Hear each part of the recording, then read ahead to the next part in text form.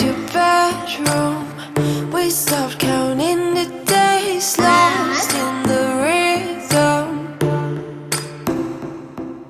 Physical silence. Assalamualaikum warahmatullahi wabarakatuh. Kami calon guru penggerak Angkatan 7 Kabupaten Bandung akan melakukan demonstrasi kontekstual modul 2.3 coaching dalam supervisi akademik.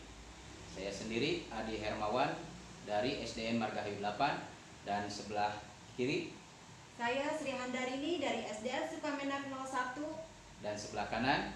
Saya Lia Rohmalia dari SDN Sukamenak 03. Selamat menyaksikan. Assalamualaikum Pak. Waalaikumsalam. Bagaimana Bapak kabarnya hari ini? Alhamdulillah baik. Ada apa Bu? Alhamdulillah Bapak dalam keadaan sehat. Begini Pak, hari ini saya akan melakukan kegiatan praktik coaching. Bagaimana Bapak bersedia untuk menjadi pengamatnya? Kebetulan hari ini saya ada waktu. Pelaksanaannya kira-kira kapan ya? Sekarang Pak, apakah Bapak bersedia? Baiklah, tapi sebelum kita melaksanakan coaching, sebagai awal saya akan mengingatkan mengenai rubrik penilaiannya, yaitu yang pertama tentang kompetensi inti coaching, diantaranya kehadiran penuh, mendengarkan aktif, dan mengajukan pertanyaan yang berbobot. Juga harus mendengarkan dengan rasa, tapi jangan lupa Ibu harus menerapkan alur tirtanya. Bagaimana, siap? Siap Pak. Kalau siap, mari kita laksanakan sekarang. Assalamualaikum Bu Rini. Waalaikumsalam Bu Lia. Ada apa Bu Lia? Apa yang akan dibicarakan Bu Lia sama saya? Begini Bu Rini, minggu depan di sekolah saya kan akan diadakan supervisi oleh Bapak Kepala Sekolah. Ya. Kebetulan Bapak Kepala Sekolah itu meminta saya yang lebih awal untuk disupervisi, Ya. dan beliau meminta saya menerapkan pembelajaran berdiferensiasi di kelas saya. Nah, tapi saya agak nervous gitu Bu, takut gitu Bu. Jadi Bu Lia nanti akan dilakukan supervisi oleh kepala sekolah Iya Bu. dan langsung di kelas menggunakan pembelajaran berdiferensiasi. Iya Bu. Jadi apa tujuan yang ingin dicapai Bu Lia dari percakapan kita hari ini? Ya, saya ingin mencari solusi Bu agar saya nanti tidak takut atau nervous, dan saya merasa lebih siap begitu Bu dalam pelaksanaannya nanti. Memangnya apa yang membuat Bu Lia nervous dan takut untuk menghadapi supervisi nanti? Ya kan beda Bu ya, kalau mengajar dengan diawasi atau diamati Bapak Kepala Sekolah tentunya pasti akan grogi gitu Bu ya, beda dengan mengajar dengan hari-hari biasa begitu Bu. Jadi Bu Lia grogi gitu, takut untuk menghadapi nanti supervisi. Iya Bu. Tapi kan Bu Lia mempunyai kemampuan atau kekuatan untuk melaksanakannya. Kira-kira apa coba menurut Bu Lia kemampuan Bu Lia yang dimiliki sekarang? Oh iya, memang sih ya Bu ya, saya pernah melakukan kegiatan pembelajaran berdiferensiasi. Kebetulan saya juga kan dalam pendidikan guru penggerak sudah mempelajarinya ya Bu ya di modul 2.1. Nah, mungkin itu yang bisa menjadi kekuatan saya Bu. Itu kan Bu Lia itu sudah mempunyai kemampuan awal atau bekal untuk dilaksanakan nanti ketika disupervisi. Kira-kira kemampuan Bu Lia ini pada level berapa nih? Menurut saya sih mungkin Apabila rentangnya itu dari 1 sampai 10, kira-kira Bu Lia di level berapa? kalau Kemampuan dari dia. 1 sampai 10 mungkin saya ada di level 7 ya Bu ya. Gitu ya. Jadi Bu Lia sekarang ingin meningkatkan kemampuan Bu Lia untuk nanti ketika supervisi ya. Iya, iya Bu. Hmm. Nah, untuk meningkatkan kemampuan itu Bu Lia ingin di level berapa sekarang? Ya inginnya sih 8 ke atas ya Bu, ya inginnya sih maksimal 10, tapi ya 8 juga insya Allah mungkin sudah bagus gitu, tapi inginnya sih 10 sih Bu ya. Ya, mudah-mudahan ya Bu Lia ya. Nah, apabila sudah kemampuan Bu Lianya itu sudah mencapai level yang maksimal ya, menurut Bu Lia, kira-kira hambatan apa yang akan terjadi ketika Bu Lia melaksanakan kegiatan supervisi di kelas nanti? Kalau hambatan sih menurut saya mungkin dengan situasi kelas yang kurang kondusif nanti ya Bu. Mungkin karena kan di kelas saya itu ada anak yang istilahnya ya super gitu ya Bu ya, sering turun-turun bangku gitu Bu kalau sedang belajar. Nah saya takutnya dia itu menjadi hambatan buat kelancaran seperti saya itu Bu mungkin. Nah, dari hambatan yang Bu Lia ceritakan barusan, menurut Bu Lia, solusi untuk menghadapi hambatan tersebut bagaimana menurut Bu Lia? Apa ya, menurut saya untuk menghadapinya ya mungkin saya akan berbicara atau memberitahukan kepada anak-anak ya Bu bahwa hari itu saya mengajarnya akan diamati atau diawasi oleh Bapak Kepala Sekolah. Jadi saya akan memberi memberitahukan untuk supaya anak-anak mengerti gitu ya Bu, meminta anak-anak supaya mengerti bahwa pembelajaran hari itu sedang dinilai atau diamati begitu mungkin Bu, agar anak-anak lebih kondusif gitu. Oh, itu ya solusi untuk menghadapi hambatan yang bisa saja terjadi ketika kegiatan supervisi itu berlangsung. Iya Bu. Nah, sekarang rencana apa yang Bu Lia lakukan untuk melaksanakan pembelajaran berdiferensiasi tersebut? Mungkin saya akan mempersiapkannya dengan yang pertama membuat RPP berdiferensiasinya tersebut Bu. Kemudian saya harus mempersiapkan mungkin metodenya, dan kalau dalam sehari itu mungkin saya harus memilih salah satu mata pelajaran tertentu ya Bu ya. Mungkin saya akan mempersiapkan kebetulan pas hari itu materinya tentang mata pelajaran IPA tentang siklus air Bu.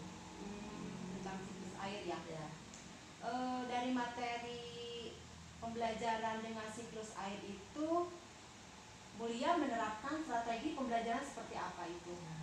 Ya strategi pembelajarannya ya tadi itu ya Bu ya, pembelajaran berdiferensiasi. Ya. Yaitu pembelajaran berdiferensiasi kan pembelajaran yang memfokuskan atau lebih memfokuskan kepada kebutuhan belajar murid ya Bu. Ya. Di antaranya harus memperhatikan kesiapan belajarnya, kemudian gaya belajarnya, dan juga minat belajar siswa tersebut. Mungkin itu yang lebih fokus yang harus saya perhatikan itu Bu. Oh, jadi Bu Lia melaksanakan pembelajaran di kelas materi siklus air itu Ya. dengan pembelajaran berdiferensiasi ya. Ya. Nah, sekarang komitmen apa yang Bu Lia lakukan ketika supervisi supaya supervisinya itu berjalan dengan lancar? Supaya supervisinya berjalan lancar, saya harus mempersiapkannya sebaik mungkin, dimulai dari membuat RPP berdiferensiasinya, kemudian mencari referensi lain Bu, dari misalkan dari Google, dari YouTube ya. Kalau RPP sehari-hari biasa kan itu RPP yang biasa yang saya buat ya Bu. Kalau untuk pembelajaran berdiferensiasi kan butuh butuh kreativitas ya Bu, untuk memetakan itu bagaimana pembelajaran yang berdasarkan kebutuhan siswa tersebut Bu. Mungkin kan di pembelajaran berdiferensiasi itu kan nanti ada diferensiasi yang masuk ke proses, kemudian ke kontennya dan ke produknya. Mungkin itu yang akan saya perhatikan, Bu. Ya, Gitu. bagus Bu ya, komitmen Bulia ya. Mudah-mudahan semua yang diharapkan Bulia itu berjalan dengan lancar ya, sukses ketika disupervisi, tidak ada kekurangan. Ya. Siapa yang akan mengingatkan komitmen Bulia itu? Nah, yang akan saya ajak atau minta bantuan untuk mengingatkan saya mungkin ke Ibu aja ya Bu ya, mungkin bisa ya Bu ya. Boleh Bu ya. Jadi nanti ketika saya sudah membuat RPP dan media pembelajarannya, saya minta bantuan Ibu untuk pemeriksanya apakah sudah betul atau tidak ya Bu. Ya boleh, ditunggu Bu ya. Iya. Ya mudah-mudahan Bu ya supervisinya berjalan lancar dan sukses. Amin. Ya. Nanti saya tunggu kabar dari Bu Lia ya. Ya. Kabarnya apakah supervisinya berjalan dengan baik Ya. atau tidak, nanti Bu Lia cerita ke saya ya. Baik Bu, pastinya tentu Bu. Nanti ketika saya sudah melaksanakannya, tentunya pasti saya akan bercerita kepada Ibu bagaimana nanti setelah saya melaksanakan pembelajaran tersebut ya. Mudah-mudahan Bu Rini ada waktu lagi buat saya nanti saya Pasti bercerita. ada Bu Lia, saya Ya. tunggu ya kabarnya. Terima kasih Bu Rini, kalau begitu saya merasa lebih lega, lebih plong setelah mengadakan percakapan dengan Bu Rini ini. Baik Bu Lia, sama-sama. Ya. Kalau begitu saya permisi ya Bu. Assalamualaikum. Waalaikumsalam Bu Lia. Baik Bu, bagaimana proses coaching tadi berjalan lancar? Alhamdulillah Pak Adi, kegiatan praktik coachingnya berjalan dengan baik dan lancar. Alhamdulillah, setelah saya mengamati proses coaching tadi sudah sesuai dengan alur tirta, sesuai dengan yang tadi saya amati juga ada beberapa catatan.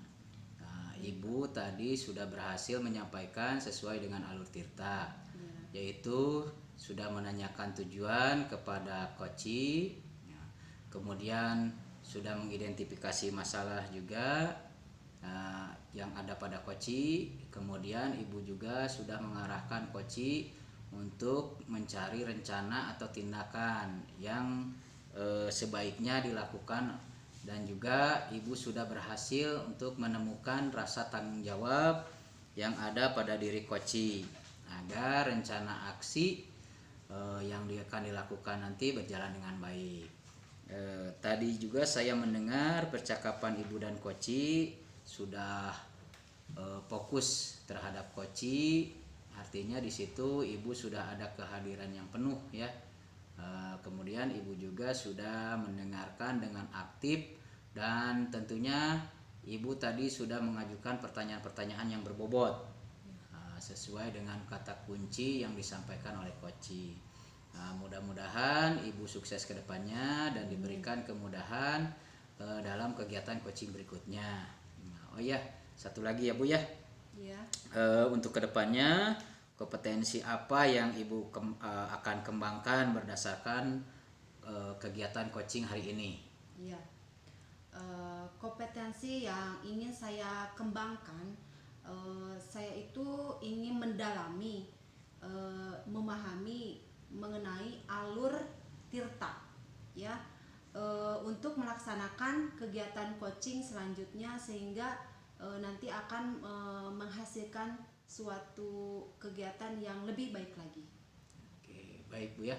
Luar biasa, itu sangat bagus sekali. Jadi Ibu akan mendalami lagi alur tirtanya supaya lebih baik lagi dalam praktek coaching ke depannya ya. Ya. Baik Bu, terima kasih sudah melakukan sesi tanya jawab kali ini, sudah melakukan observasi menggunakan proses coaching juga dengan alur tirta. Saya akhiri sampai di sini. Terima kasih atas kesempatannya. Wassalamualaikum warahmatullahi wabarakatuh. Waalaikumsalam warahmatullahi wabarakatuh. Demikianlah kegiatan praktik coaching dari kelompok 3 kali ini. Mohon maaf apabila ada kekurangannya. Wabillahi Wabillahi taufiq wal hidayah. Wassalamualaikum warahmatullahi wabarakatuh.